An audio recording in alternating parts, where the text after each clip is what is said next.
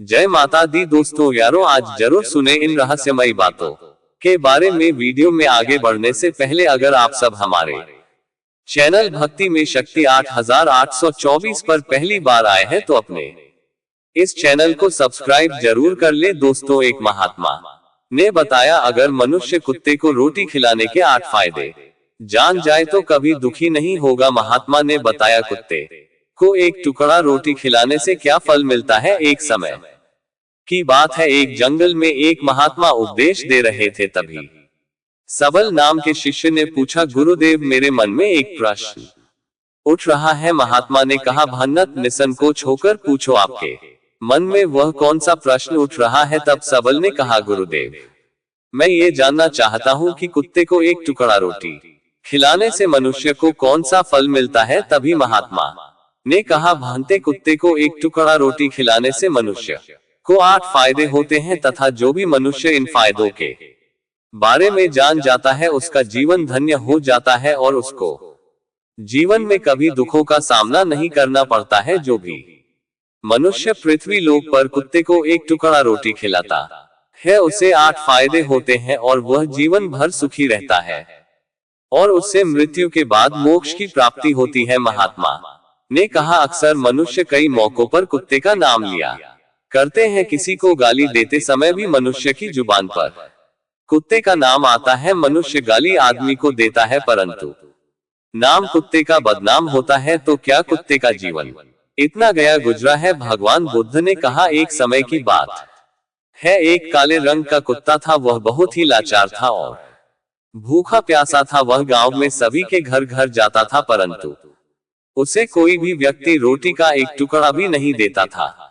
वह भूख के मारे इधर उधर घूमता रहता। एक दिन वह गांव के बाहर नदी के किनारे एक ऋषि के आश्रम पर पहुंच गया और ऋषि से कहने लगा, हे मुनिवर, मुझे लगता है आप बहुत ही विद्वान तथा ज्ञानी है, इसलिए मैं भूखा प्यासा आपके पास आया हूँ।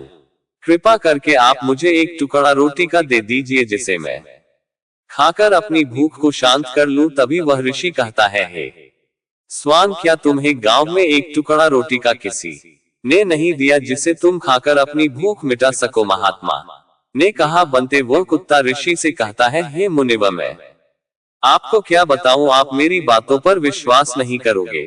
तभी वह ऋषि कहता, हे स्वान, तो बताओ, तुम्हारी बातों पर मैं विश्वास अवश्य करूंगा। मुझे तुम बहुत ही लाचार दिखाई पड़ते हो। तभी वह कुत्ता कहता है, ठीक है मुनिवर, मैं तुम्हें अपनी भीति बताता हूँ। महात्मा ने कहा, कुत्ता ऋषि से कहता है, हे मुनिवर, दुनिया के लोगों, हम पर रहम करो। हमारा कोई घर नहीं होता है, कोई आसरा नहीं होता है, कमा कर खाना हमें नहीं आता है, हमें वस्त्र भी पहनने का ज्ञान नहीं है, इसलिए सर्दी गर्मी और बरसात में हम ऐसे ही घूमते रहते हैं, हमें पढ़ना लिखना भी नहीं आता। महात्मा ने कहा, वह कुत्ता कहता, मुनिवर, आपकी तरह हमें अनुशासन नहीं आता, हमें आपकी तरह बोलना नहीं आता, ये हमारा दुर्भाग्य ही समझिए, परंतु हमें आपकी तरह भूख भी लगती है, चोट लगने पर हमें आपकी तरह पीड़ा भी होती है, हमें आपकी तरह रोना भी आता है। बस इन्हीं 3 कामों में हम आपकी बराबरी करते हैं, इसलिए हम पर दया दिखाए हमें और कष्ट मत दीजिए। ईश्वर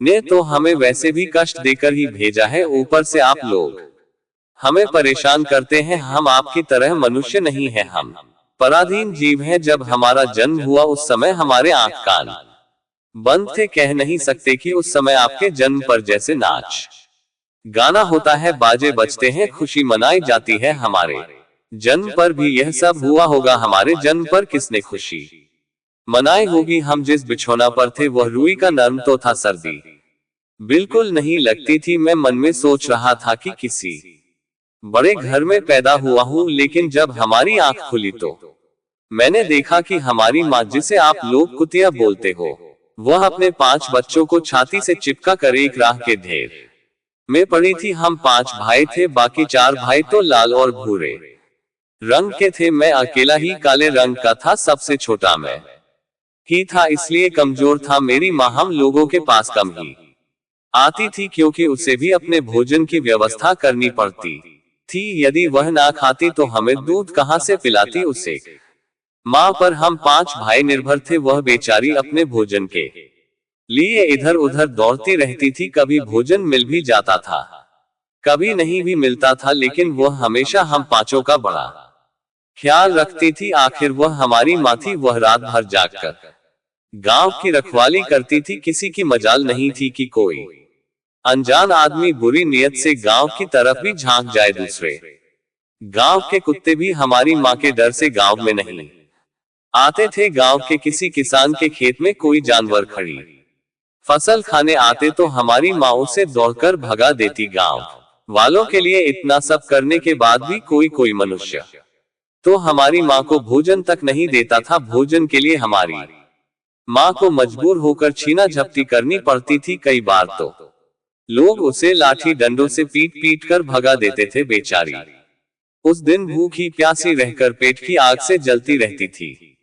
महात्मा ने कहा, वह कुत्ता कहता है, हे मुनिवा, आखिर भूख तो हमें आपकी ही तरह लगती है, ऊपर से उसे अपने पांचों बच्चों की चिंता भी लगी रहती थी। आखिर माँ जो थी, भूख उसे चैन से बैठने नहीं देती थी और गांव वालों का भी उसे देखकर हृदय नहीं पसीजता था। तो बेबस होकर उन लोगों के घरों में चोरी से घूमना पड़ता था और खाने की कोई चीज मिल जाती तो उसे खाकर अपने पेट की आग बुझा लेती थी। कई बार तो लोग उसे खाने की वस्तु ले जाते हुए देखते तो लाठी डंडे लेकर उसके पीछे पड़ जाते। कुछ निर्दय लोग तो कई बार उसे घर के अंदर बंद करके पीटते थे। हमारी माँ का बुरा हाल कर देते थे। फिर वह कुत्ता ऋषि से कहता है, हे मुनिवर, हमारी माँ ने क्या बिगाड़ा था? उसने सिर्फ अपने पेट के लिए भोजन ही तो चुराया था। चोरी करने का हमें कोई शौक नहीं है, पर पापी पेट हमें ये सब करने के लिए मजबूर कर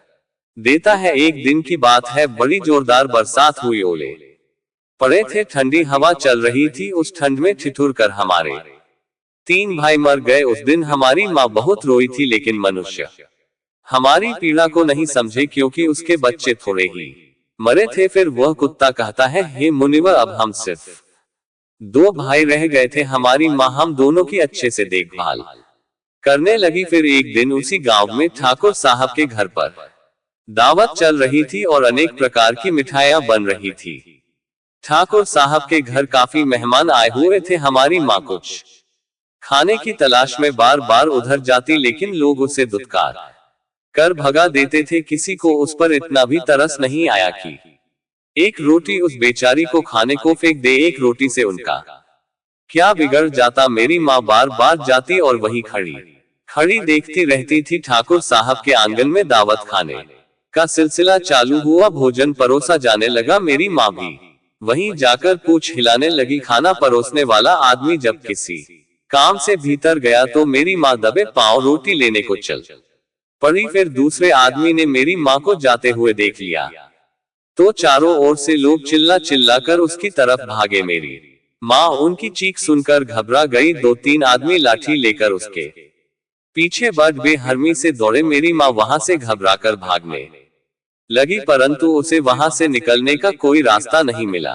क्योंकि सामने से लोग लाठी डंडे लेकर आ रहे थे। तभी मेरी माँ वहां पर जो लोग भोजन कर रहे थे उनको लंघ कर निकल गई। महात्मा ने कहा, आगे वह कुत्ता कहता है, हे मुनिवा, मेरी माँ अपने निकलने पर इतनी हैरान नहीं थी जितनी कि उन लोगों को देखकर हुई थी जो वहां पर दावत खा रहे थे। वह सब उठकर खड़े हो गए। उन्होंने भोजन करना छोड़ दिया और कहने लगे कि कुतिया के लांघ जाने के कारण भोजन भ्रष्ट हो गया है।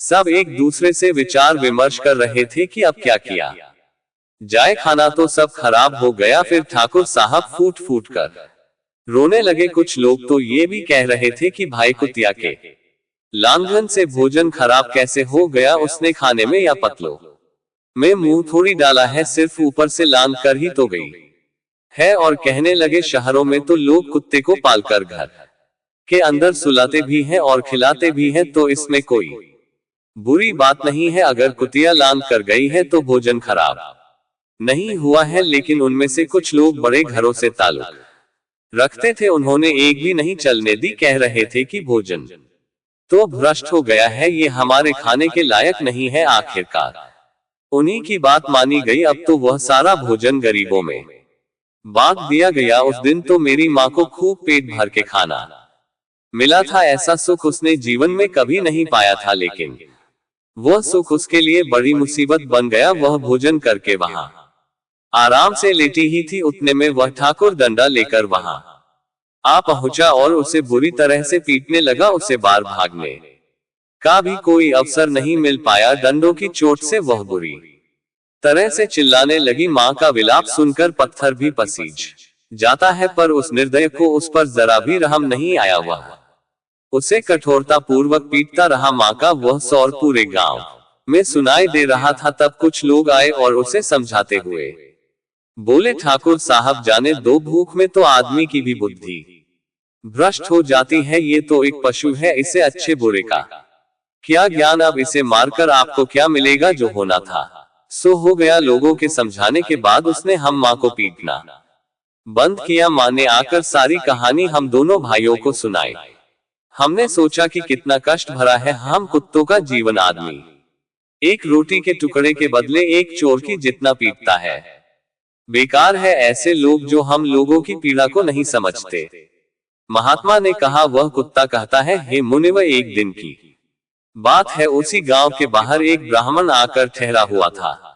उसने अपने भोजन के लिए एक जगह ला बनाया और उस पर दाल बनाने के लिए रख दी। उसके बाद आटा गोद कर रख दिया। वह वहीं पास में कुएं पर पानी लेने चला गया। इधर कहीं से मेरी माँ भी घूमती हुई वहीं पहुंच गई। उसने आटे को देखा तो सोचने लगी कि शायद इस आटे का कोई मालिक नहीं है। यही सोचकर वह उस आटे को खाने लगी। उधर उस ब्राह्मण ने कुएं के पास से देखा कि उसका आटा एक कुतिया खा रही है, तो वह बड़ा दुखी हुआ। वह बेचारा रोने लगा, क्योंकि वह भी 2 दिनों का भूखा और थका हुआ था। कुछ लोगों ने उसे कहा, अरे ब्राह्मण देवता, इस कुतिया ने तुम्हारा भी आटा बिगाड़ दिया। कल तो इसने ठाकुर साहब की पूरी रसोई बिगाड़ कर रख दी। ब्राह्मण दुखी होता हुआ बोला, भाई मुझे क्या मालूम था ये दुष्ट कुतिया मेरे आटे को खाने के लिए घात लगाए बैठी है। ब्राह्मण ने ना आप देखा ना ताव, लाठी लेकर उस कुतिया के ऊपर टूट पड़ा।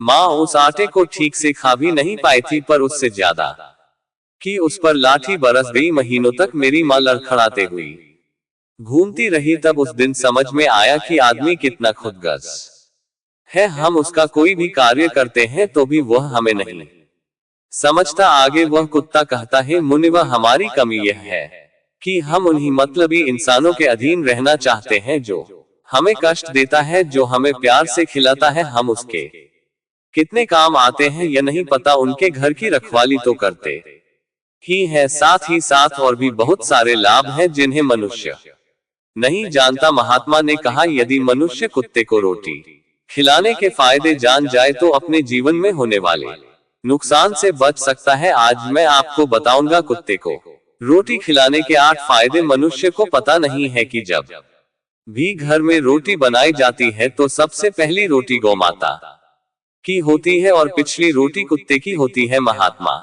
ने कहा, ऐसा ही विधान भगवान ने बनाया था, लेकिन भगवान के बनाए उस विधान को भूलकर मनुष्य अगली और पिछली रोटी स्वयं ही खा जाता है। इसका दुष्प्रभाव उसके जीवन पर पड़ता है। कुत्ता वह प्राणी है जिसको रोटी खिलाने से मनुष्य के जीवन में पड़ने वाले ग्रहों के दोष भी दूर हो जाते हैं। महात्मा ने कहा, कुत्ते को रोटी खिलाने का पहला फायदा, कुत्ते को रोटी खिलाने से शनि का नकारात्मक प्रभाव कम हो जाता है। शनि ग्रह जब अपनी कुदृष्टि डालता है तो हर मनुष्य बर्बाद हो जाता है। जिस व्यक्ति पर उनकी महादशा का आरंभ हो जाता है तो बने बनाए काम अपने आप बिगड़ने लगते हैं और वह मनुष्य आर्थिक तंगी का शिकार हो जाता है। उस स्थिति में व्यक्ति यदि कुत्ते को रोटी खिलाता है तो उस पर शनि का दुष्प्रभाव बहुत ही कम हो जाता है।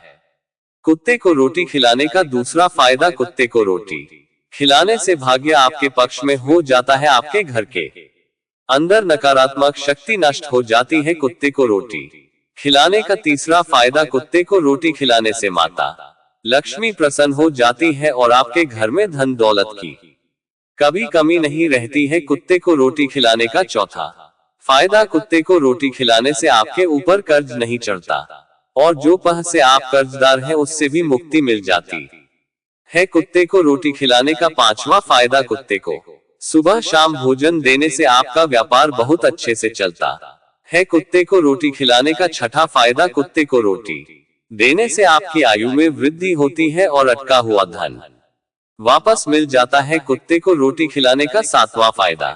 कुत्ते को रोटी देने से हमेशा आपका स्वास्थ्य अच्छा बना रहता है और मानसिक रूप से आप मजबूत रहते हैं। आपका मन हमेशा ऊर्जावान रहता है, अच्छे विचार आपके मन के अंदर आते हैं। कुत्ते को रोटी खिलाने का आठवां फायदा। कुत्ते को रोटी खिलाने से भगवान प्रसन्न रहते हैं, क्योंकि भगवान को समस्त जीवों की चिंता रहती है और जो समस्त जीवों पर दया दिखाता है, भगवान भी उस मनुष्य से हमेशा प्रसन्न रहते है। भगवान की कृपा सदैव उस परिवार पर बनी रहती है। आपने अपने बुजुर्गों से सुना होगा, कहते हैं कि जब कुत्ता रोता है तो अब सुगुन होता है, कोई संकट आता है, किसी की मृत्यु होती है, इसलिए कुत्ते को कभी रुलाना नहीं चाहिए। इस प्रकार से महात्मा ने सबल को कुत्ते को रोटी खिलाने के 8 फायदे बताए और जो भी मनुष्य कुत्ते को रोटी खिलाता है तो उसे इन 8 फायदों का फल प्राप्त होता है। वीडियो अगर पसंद आया हो तो वीडियो को लाइक और हमारे चैनल भक्ति में शक्ति 8824 को सब्सक्राइब करें और अपने दोस्तों के साथ शेयर करें। धन्यवाद।